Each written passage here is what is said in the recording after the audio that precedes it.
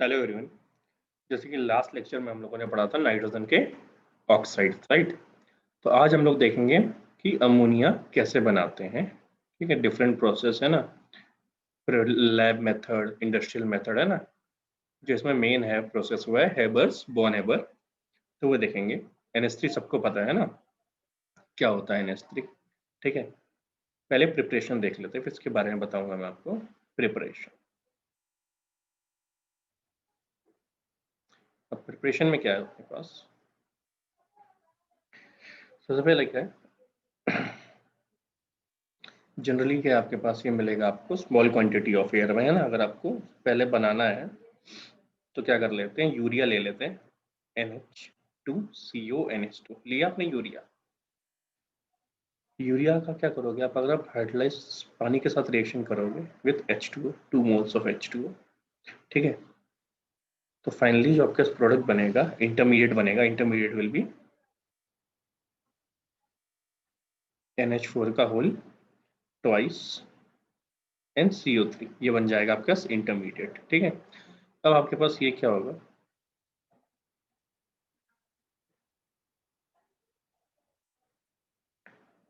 फिर रिवर्सिबल में आपका प्रोडक्ट बनेगा। Finally the product will be 2 moles of NH3 plus H2O plus CO2, है ना। ये आपके पास बनता है अगर आप यूरिया से बनाते हो, है ना, फ्रॉम यूरिया। अगर आपको ऑल स्मॉल अमाउंट में बनाना है फ्रॉम सॉल्ट, तो सॉल्ट्स के साथ बना लेते हैं। सॉल्ट के बेसिस पे आप मान लो आपके पास क्या है, 2 moles of NH4Cl, NH4Cl plus calcium hydroxide. अगर ये रिएक्ट करेगा तो आपको क्या देगा, 2 moles ऑफ NH3 और उसके बाई प्रोडक्ट। तो बाई प्रोडक्ट हम नहीं लिख रहे हैं, है ना, सिंपल इतना बहुत है अपने पास। ठीक है, ये आप क्या कर सकते हो, ये आप बनाओगे NH4 का whole twice SO4 plus 2 moles of NaOH। तो इससे प्रोडक्ट क्या बन जाएगा आपके, इससे भी क्या बन जाएगा, 2 moles ऑफ NH3, है ना। तो ये आपके पास सिंपली बन गया। अब आपको ये स्मॉल अमाउंट में बन रहे हैं दोनों। अगर अपने को यही प्रोडक्ट लार्ज स्केल पे बनाने हैं, कैसे बनाने, लार्ज स्केल पे, है ना।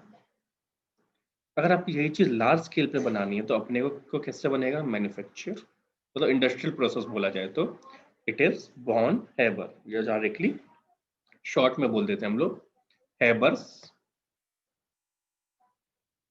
प्रोसेस। ठीक है, सिंपल सा रिएक्शन है, रिएक्शन सिंपल सा, लेकिन बड़ा प्रोसेस ये है स्टेप से। तो आपके पास क्या है, N2 plus 3 moles of H2 gives 2 moles of NH3, है ना, गैसियस फॉर्म में ही बनेगा। ठीक है, अब ये है क्या, एक एक्सोथर्मिक रिएक्शन है क्या, एक्सोथर्मिक रिएक्शन है। तो अब इसके बारे में प्रॉपर देख लेते हैं। ये देखो आपके सामने क्या है, एक पूरा प्रोसेस है ना, एग्जैक्टली बना हुआ है आपके सामने। ये पूरा एक इंडस्ट्रियल मैप है किसका, NH3 के प्रिपरेशन का। अब देखो क्या है अपने पास, सिंपल सा आपको दिख रहा है यहाँ पे कि हम लोगों ने क्या किया। पहली चीज याद रखना है, लीच एटल बेस्ड है। आपने एक N2 गैस ली N2 गैस, यहाँ स्टार्टिंग में देखो N2 गैस लिया और H2 गैस लिया। इसको दोनों को ऐड के कंप्रेसर में कंप्रेस करेगा उसको, है ना, दबाएगा कितने पे, 20 मेगा पास्कल पे। जब कंप्रेस किया तो जो भी रिएक्ट होना था वो रिएक्ट हो जाएगा, है ना। रिएक्ट होने के बाद क्या होगा, ये 700 केल्विन पे रिएक्ट करेगा, किसके प्रेजेंस में, Fe2O3 Al2O3 और K2O कैटलिस्ट के प्रेजेंस में, है ना। अब हो क्या रहा है, आप एक चीज ध्यान दो, जो 200 मेगा पास्कल है ना, ये क्या करता है, इसको शिफ्ट करता है रिएक्शन को आगे, है ना, लीच एटल पे बेस्ड है ये। ठीक है, ये हेल्प करता है फॉर्मेशन में। ठीक है, अगर हाई प्रेशर एक्सर्ट करेंगे, अब गैस क्या, ऑलरेडी गैस का वैसे भी हाई प्रेशर है, और तो उसी साइड हाई प्रेशर और करोगे उस साइड, तो उसके अपोजिट साइड शिफ्ट करेगा जहाँ लो प्रेशर होता है। तो प्रोडक्ट के साइड लो प्रेशर है तो रिएक्शन उस साइड शिफ्ट कर जाता है ना। नेक्स्ट क्या हम लोग जो आयरन ऑक्साइड यूज करते हैं और स्मॉल अमाउंट ऑफ K2O और Al2 यूज करते हैं ना, ये मेनली करता क्या है, रेट ऑफ रिएक्शन को बढ़ाता है, तो इक्विलिब्रियम जल्दी अटेन हो जाता है। इक्विलिब्रियम मतलब प्रोडक्ट बन गया, तो प्रोडक्ट और रिएक्टेंट के बीच में इक्विलिब्रियम ये हो जाता है एग्जिस्ट। सिर्फ रेट ऑफ रिएक्शन को बढ़ाने के लिए क्या यूज करते हैं, L2O3 और K2O का स्मॉल अमाउंट, ठीक है। ये आपके पास, फिर उसके बाद क्या है, जब ये रिएक्ट कर जाएगा तो क्या बन जाएगा, NH3। अब NH3 भी क्या है, गैस है, तो ये कंटेनर में इसको कंडेंस कर लेंगे, है ना, ये क्या है, कंडेंसर है आपके पास, इसको आपने कंडेंस कर लिया। अब ये कंडेंस होकर किसमें कन्वर्ट हो जाएगा, लिक्विड में। मान लो कुछ इसमें क्या आ गया, अनरिएक्टेड पार्ट आ गया किसका, N2 और H2 का, तो इसको वापस गैसियस फॉर्म में निकाल के पंप में क्या करेगा, इसके पंप इसको खींच लेगा उस गैस को, और ये क्या करेगा, दोबारा उसको रिएक्ट कराने भेज देगा, है ना। अगेन रिएक्ट करने कौन आ गया, N2 प्लस 3H2 यहाँ दोबारा रिएक्ट करने आ गया, फिर नीचे जाके रिएक्ट करेगा दोबारा, फिर यहीं पे आ जाएगा, है ना। तो अनरिएक्टेड वाला पार्ट देखा जाए तो ये क्या हो रहा है, रिसाइकल होके रिएक्ट कर रहा है यहाँ पे, है ना। अब यहाँ पे क्या, इससे पहले जनरली क्या करते थे हम लोग, यहाँ पे मोलिबेंडम यूज करते थे ना, मोलिबेंडम को भी यूज किया जाता था एज अ प्रमोटर। मोलिबेंडम को भी एज क्या यूज किया जाता है, प्रमोटर, ठीक है, याद रखना, ठीक है। आयरन किस कैसे यूज होता है, ऐसा कैटलिस्ट, ये ऐसा कैटलिस्ट, ये ऐसा प्रमोटर, है ना, L2O3 K2O, या इसकी जगह मोलिबेंडम भी यूज कर सकते हैं ना, एज अ प्रमोटर आप, ठीक है। तो ये होपफुली आपको क्लियर है, एक सिंपल सा चार्ट है ना, ठीक है, सिंपल सा चार्ट है जो आपको समझ में आ गया। अब क्या करते हैं, कुछ प्रॉपर्टीज देख लेते हैं NH3 गैस की। ये क्या आपकी प्रॉपर्टीज लिख लेते हैं।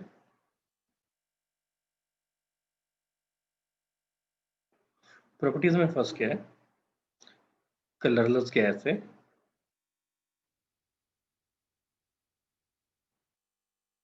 कलरलेस गैस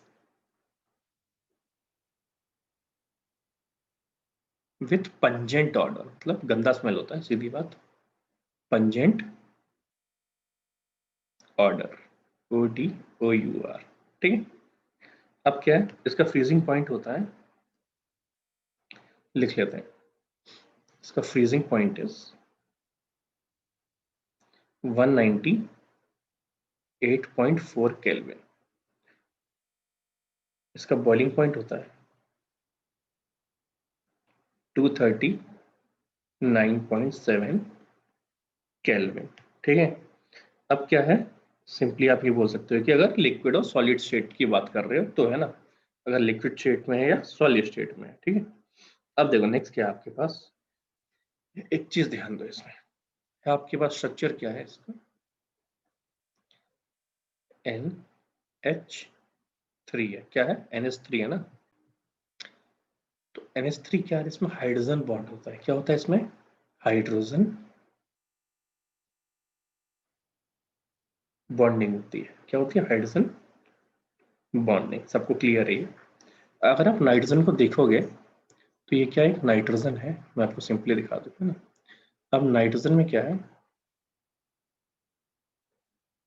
नाइट्रोजन में क्या है आपके पास,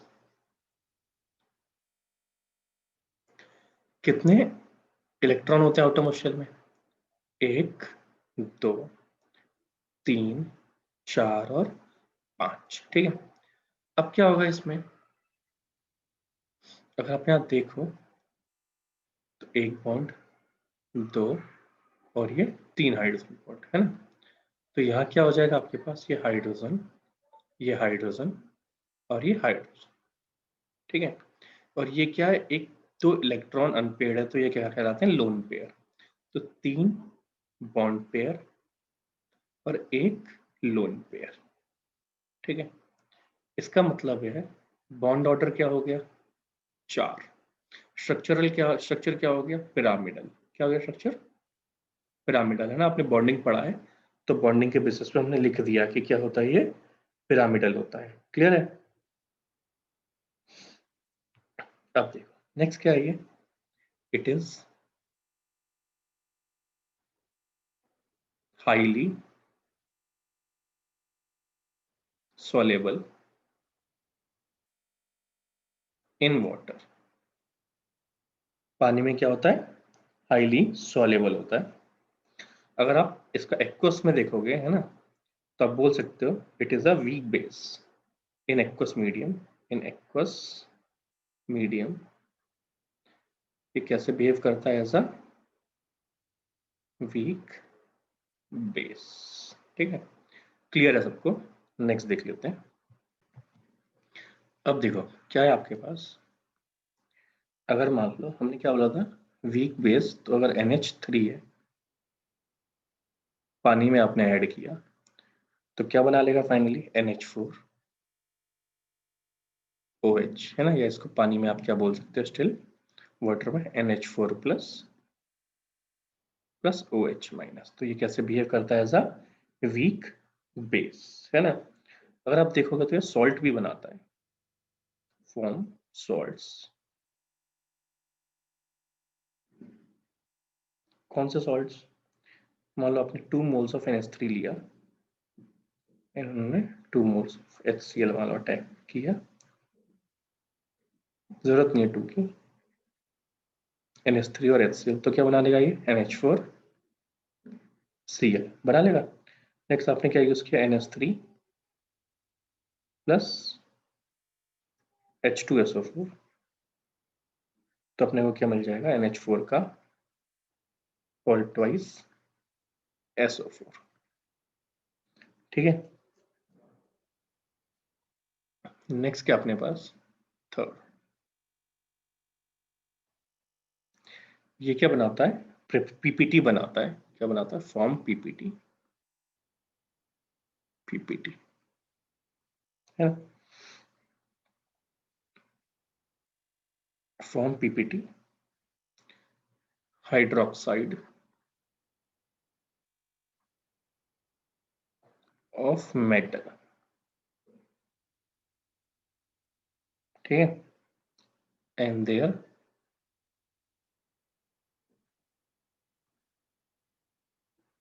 सॉल्ट सॉल्यूशन। तो लिख लेते हैं डायरेक्ट। क्या है अपने पास यहाँ पे? आपने अगर जिंक सल्फेट रिएक्ट किया इसके साथ, NH4OH के साथ,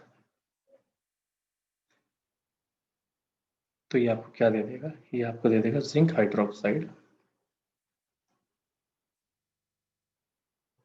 ये क्या होता है? White PPT। क्या होता है? White PPT। ठीक है, आपको बाई प्रोडक्ट की जरूरत है नहीं। अगर आपने FeCl3 यूज किया यहाँ पे प्लस NH4OH, तो ये आपको प्रोडक्ट क्या दे देगा यहाँ पे? ये दे देगा आपको Fe2O3 डॉट XH2O। तो इसका कलर क्या हो जाएगा? ब्राउन PPT, है ना।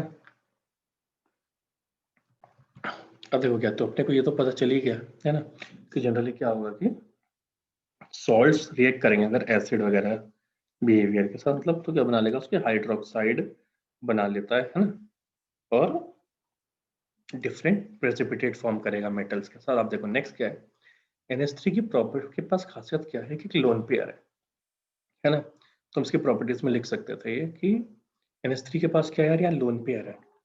लोन पेयर है तो कैसे बिहेव करेगा? Lewis base. जो इलेक्ट्रॉन पेयर डोनेट करते हैं वो क्या कहलाते हैं? सॉरी लुईस एसिड, क्या बोल रहा हूँ, लुईस एसिड है कि बेस बोल रहा हूँ? जो लुईस बेस ही है, सही है, सही है, लुईस बेस है ना। इलेक्ट्रॉन पेयर डोनेट करेगा तो लुईस बेस, है ना, सही है। देखो तो क्या है अपने पास, अगर ये लुईस बेस की तरह बिहेव करता है ना, तो क्या है आपके पास? अगर आपको मेटल डिटेक्शन करना है ना, आपने बोला सर मेटल डिटेक्शन करना है अपने को, तो ये मेटल डिटेक्शन में हेल्प करता है। Metal detection. ठीक है, मान लो आपके पास कॉपर 2+ है। ठीक है, कॉपर 2+ एक्वस, ये जनरली ब्लू कलर में है मान लो ना। आपको कंफर्मेशन चाहिए, आपने क्या किया? 4 मोल्स ऑफ NH3 के साथ रिएक्ट करा दिया, है ना। तो प्रोडक्ट क्या बना आपके पास? तो फाइनली आपके पास एक कॉम्प्लेक्स बना, क्योंकि इलेक्ट्रॉन पेयर डोनेट करेगा NH3 और क्या बना लेगा? कॉम्प्लेक्स बना लेगा। तो आपके पास बना कॉपर NH3 का होल 4 की पावर 2 प्लस, ये भी क्या होता है एक्वस। तो इसका कलर क्या हो जाएगा आपके पास, ये फाइनली हो जाएगा डीप ब्लू, मतलब आपको कंफर्मेशन मिल गया कि ये कॉपर ही है ना। ये फर्स्ट था। अगर आप सेकंड लोगे, सेकंड क्या अपने पास, मान लो आपने क्या किया, आपने लिया Ag प्लस, Ag प्लस में है एक्वस और है क्या कलरलेस है, स्टार्टिंग में क्या है कलरलेस। अभी कलरलेस है तो आपने क्या किया, पहले इसे Cl माइनस के साथ कंबाइन किया है ना। जब Cl माइनस के साथ कंबाइन होगा तो क्या बनाएगा ये AgCl। आपको पता है AgCl क्या होता है, प्रेसिपिटेट होता है। प्रेसिपिटेट का मतलब रियल में है क्या, देखो यार व्हाइट पीपीटी होता है, लिख देता हूं मैं व्हाइट पीपीटी है ना। पीपीटी का मतलब होता है कि एक सॉल्यूशन टाइप का बना है लेकिन मिक्स नहीं हो रहा है ना। उसके लिए अपने को सॉल्युबिलिटी प्रोडक्ट निकालना पड़ता है, इक्विलिब्रियम का पार्ट है वो है ना, वो इक्विलिब्रियम में पढ़ाया जाता है। देखो आपने यहाँ फर्दर क्या किया, AgCl को व्हाइट पीपीटी है जिसका, उसको रिएक्ट किया 2 मोल्स ऑफ NH3 के साथ है ना। इसका क्या व्हाइट पीपीटी, ये 2 मोल्स ऑफ NH3 के साथ रिएक्ट किया तो फाइनली आपके पास बना Ag, ठीक है, और NH3 का होल ट्वाइस, बाहर ये Cl एक्वस। क्लियर है, ये होता है फाइनली दोबारा कलरलेस। तो आपको कंफर्म हो जाएगा कि सर ये दोबारा कलरलेस हो गया, मतलब सिल्वर ही है उसमें है ना। तो होपफुली ये आपको क्लियर है ये वाला पार्ट। अब इसका यूज क्या होता है यार, है ना, मैक्सिमम सबको बताइए फर्टिलाइजर वगैरह में यूज करते हो सर आप, है ना। और क्या आपके पास एज अ रेफ्रिजरेंट यूज होता है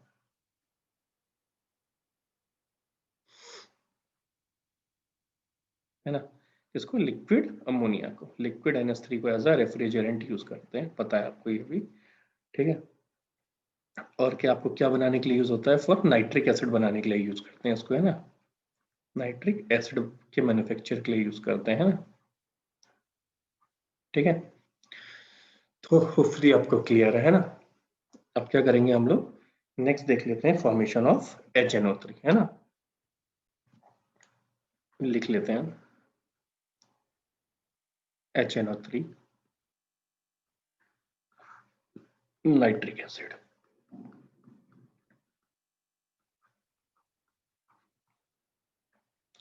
है क्या देखो,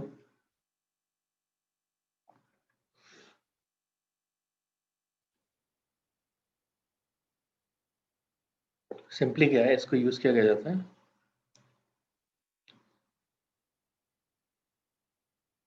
आपके पास है HNO3 इज नाइट्रिक एसिड है ना, ऐसे एक सेम प्रोडक्ट बनता है ना HNO2 जिसको बोलते हैं नाइट्रस एसिड, ठीक है। सेम ही चीज है बट याद रखना है ना। सबसे पहले स्टार्ट की कर लेते हैं इसकी प्रिपरेशन, है ना। ऑर्गेनिक में हमने यूज भी किया है HNO2 अगर आपको याद हो। सबसे पहला इस लेबोरेटरी मेथड,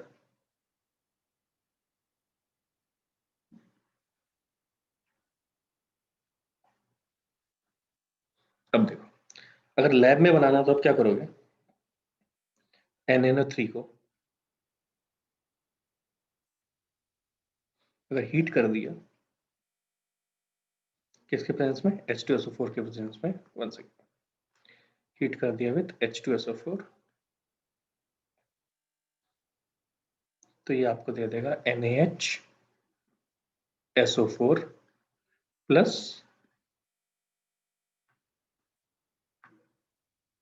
HNO3 प्लस क्या दे देगा HNO3, अगर आपको लैब में बनाना हो है ना। आपके पास एक और ऑप्शन है कि आप ये NaNO3 की जगह KNO3 भी यूज कर सकते हो आप, ठीक है। ये दो ऑप्शन है आपके पास, या तो ये यूज कर लो या तो ये यूज कर लो अगर आपको लैब में बनाना है, ये सिंपल, ठीक है। अब देखो सेकंड क्या, आपको अगर आपको लार्ज स्केल पे बनाना हो जिसको बोलते हैं इंडस्ट्रियल मेथड,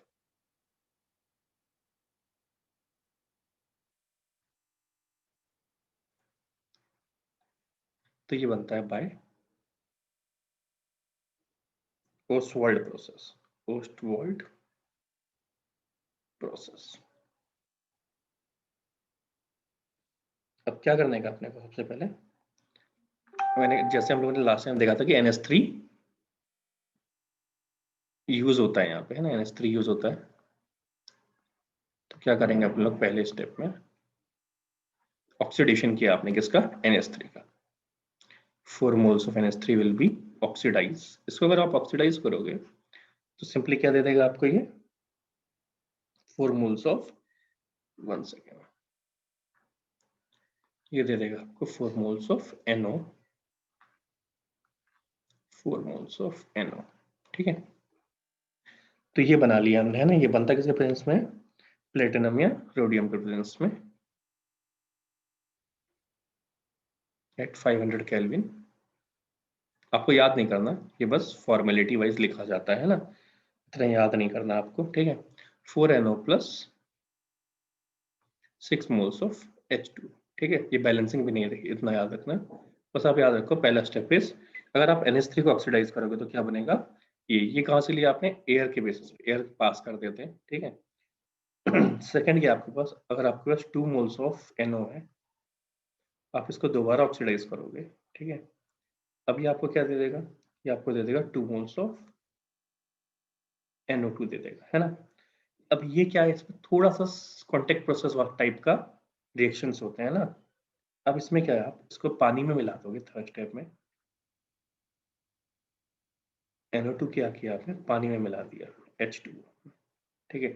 लेकिन H2SO4 वाले में उसको पानी में नहीं मिला सकते क्योंकि एक्सोथर्मिक रिएक्शन हो जाता है हाईली, ठीक है, HNO3, ठीक है, प्लस बाई प्रोडक्ट NO बना लेता है यहाँ पे, है ना। ये आपका बन गया ओसवाल्ड प्रोसेस से, है ना। NO को क्या करते हैं हम लोग, जनरली रिसाइकल कर लेते हैं यहाँ पे। ये वाला पार्ट क्या है, जो NO है ये क्या होता है, रिसाइकल हो जाता है दोबारा, ठीक है। अब देखो आपके पास क्या है, मतलब मैक्सिमम जो आपके पास है 90% प्रोडक्ट बनता है यहाँ पे, है ना। नेक्स्ट इसकी प्रॉपर्टीज देख लेते हैं, देख लो प्रॉपर्टीज।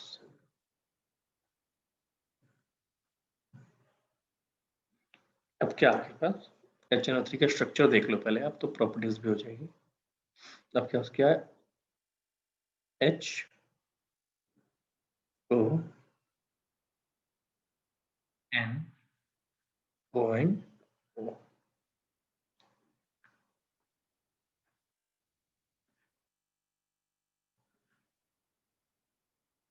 ठीक है, ये आपके पास HNO3 का स्ट्रक्चर, ठीक है क्या ये एक first colourless liquid,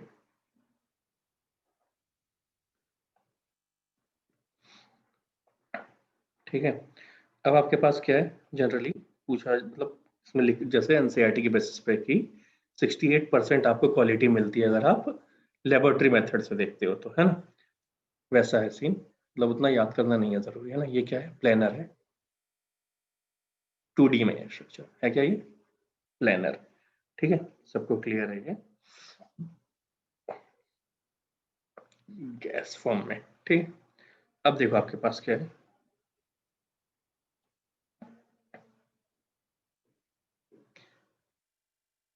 in solution, in aqueous solution ये कैसे बिहेव करता है, strong acid it behave as strong acid. आपको पता है nitric acid is a strong acid, है ना। अगर आप पानी में लोगे, देख लेते हैं सेम रिएक्शन, अगर ये मान लो रिएक्ट करता है HNO3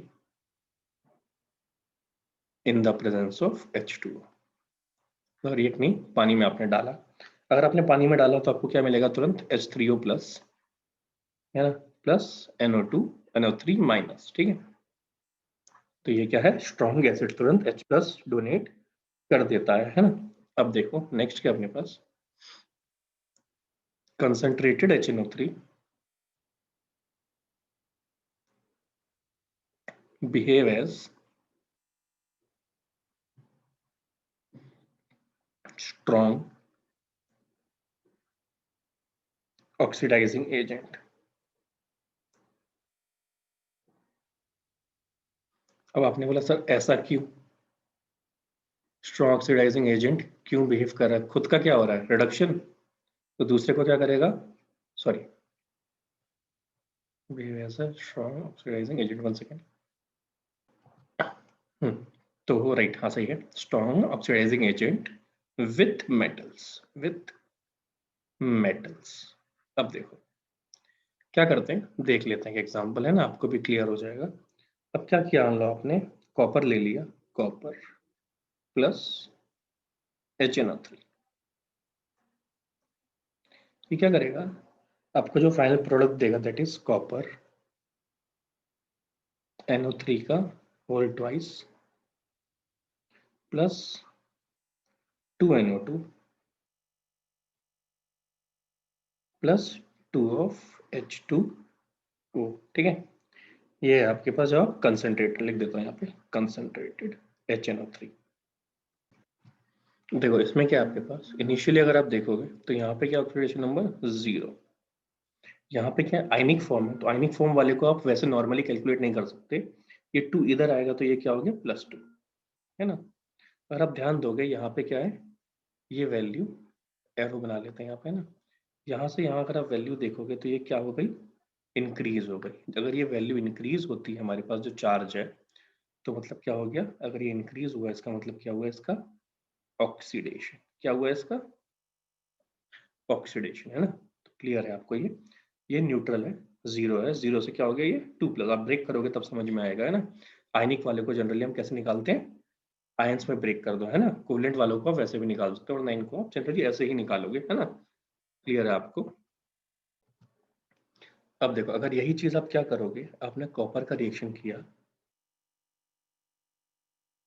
HNO3 डाइल्यूट के साथ, है ना, तो क्या होगा आपके पास प्रोडक्ट, आपका जो प्रोडक्ट बनेगा इस कॉपर NO3 का ट्वाइस, है ना। तो आपके पास क्या, अगर आप ध्यान दोगे यहाँ पे कि बस सिर्फ इतना डिफरेंस आ रहा है कि आपने कितना वो यूज किया है। कंसंट्रेटेड अगर यूज करोगे तो मोल्स चेंज हो जाएंगे, है ना, अगर आप वैसे यूज करोगे तो मोल्स थोड़ा सा चेंज हो जाएंगे, बस उतना ही है। ठीक है, अब देख लो यहाँ पे ऐसा कुछ इंपॉर्टेंट नहीं है इस वाला, बस ये आपको याद रखना है कि HNO3 behave as a oxidising agent with metals, ठीक है।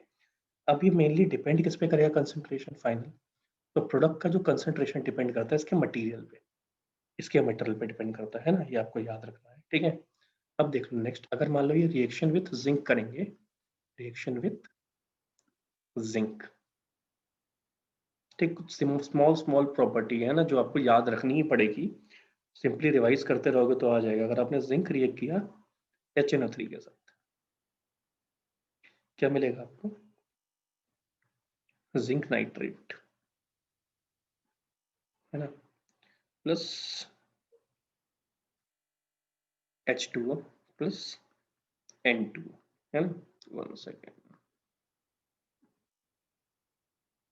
प्लस आपको क्या मिल जाएगा N2, ठीक है।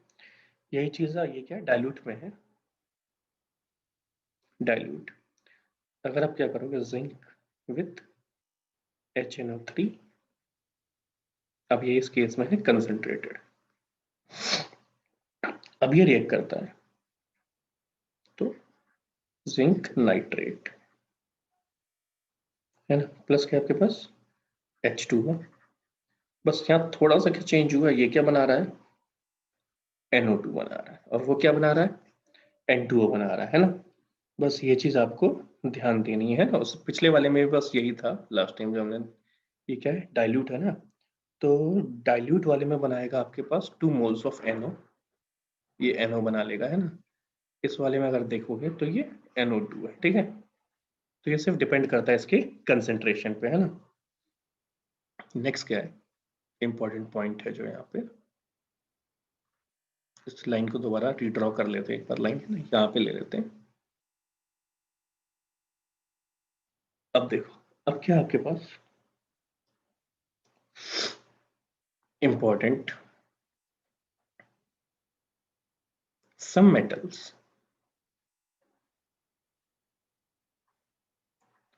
do not dissolve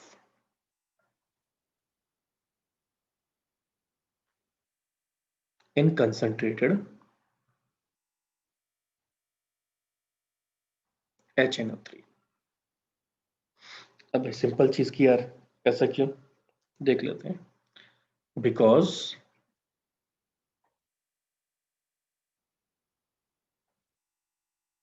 of formation of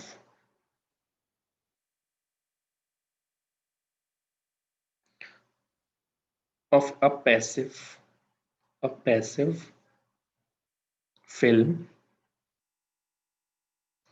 of oxide on the surface of oxide on its surface on the surface on its surface।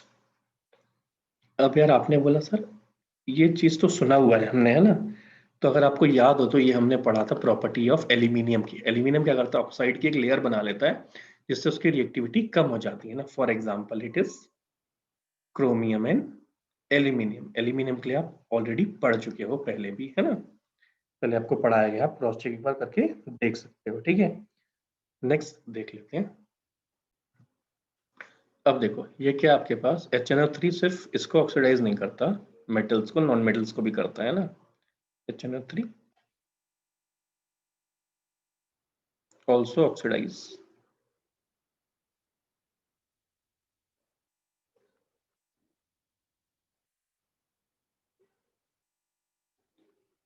Non metals. जैसे for example ले लेते हैं आपकी I2 reacts with HNO3, तो I2 है, carbon है, sulphur है या फॉस्फोरस है। इन्होंने क्या किया, HNO3 के साथ रिएक्ट किया, तो किस प्रोडक्ट क्या बनेगा, लिख लेते हैं।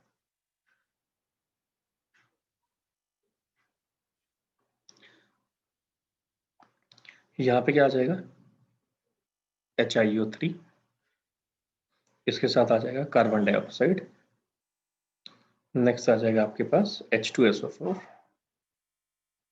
नेक्स्ट आपके पास आ जाएगा H3PO4। तो ये इनको भी ऑक्सीडाइज करके बना लिया है ना, बाई प्रोडक्ट हमने लिखा नहीं है, ठीक है। अब इसका लास्ट और इंपॉर्टेंट है हमारे पास ब्राउन रिंग टेस्ट।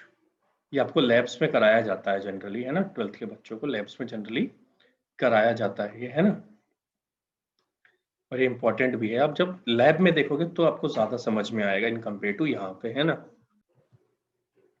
अब देखो इसका क्या करते हैं हम लोग, सिंपली एक कुछ इजी से स्टेप लिख देते हैं ताकि आपको इशू ना हो, है ना। स्टेप्स लिख देता हूँ मैं कुछ, उस स्टेप्स को बाद में एक्सप्लेन कर लेंगे। पहला स्टेप है, आप क्या करो, टेक सॉल्यूशन ऑफ नाइट्रेट। आपने क्या किया, एक नाइट्रेट का सॉल्यूशन लिया, है ना। सेकेंड, उसके बाद क्या करेंगे, इसमें क्या करेंगे, add iron, iron third sulphate, iron third मतलब 3+ वाला, आयरन थर्ड, नहीं सॉरी सेकेंड, है ना, आयरन सेकेंड सल्फेट ऐड करेंगे, सल्फेट। जो आपने आयरन सेकेंड सल्फेट यूज किया है ना, उसके बाद हल्का सा स्टीयर करेंगे, third slowly add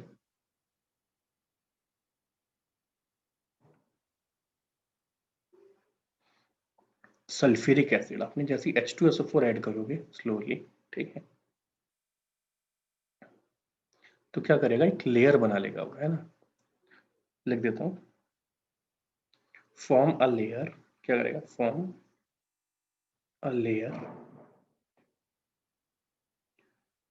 below the aqueous solution, below the aqueous solution, aqueous solution के नीचे बिलो द एक्वस सॉल्यूशन एक रियल ये लेयर बना लेगा, है ना।